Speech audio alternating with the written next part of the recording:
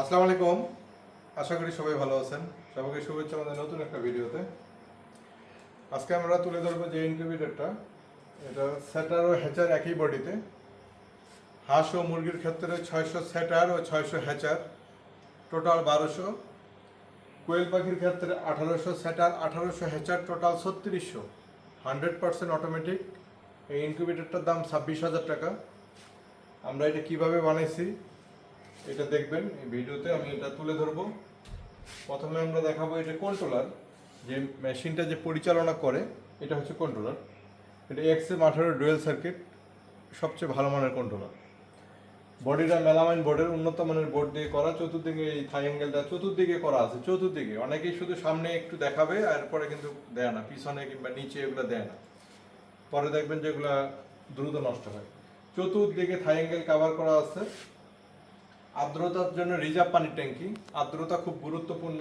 আর্দ্রতার জন্য এই পানি, এখানে 10 লিটারের একটা এই ট্যাঙ্কি থাকবে, এটা হতে পানি দিলে প্রয়োজন অনুযায়ী পানি নিচে চলে যাবে।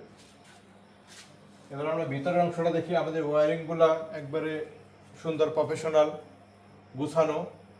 এখানে হ্যাচার ট্রে আছে এরকম 6টা। এটা সেল সিস্টেম, আপনি যেটা ইচ্ছা এটা টান দিয়ে বের করতে পারবেন, ঠিক আছে। আর এটা হচ্ছে কোয়েল পাখির ট্রে, এরকম ট্রে থাকবে 18টা, একটাতে 99 পিস ডিম দেওয়া যায়।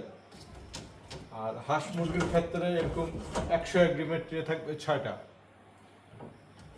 অর্থাৎ মুরগির ক্ষেত্রে কিংবা হাঁসের ক্ষেত্রে 600 সেটার, 600 হ্যাচার। আপনি যদি একসাথে 500 বাচ্চার আশা করেন তাহলে আপনি 600 করে ডিম ঢুকাবেন। এটা সমান সমান, ঠিক আছে।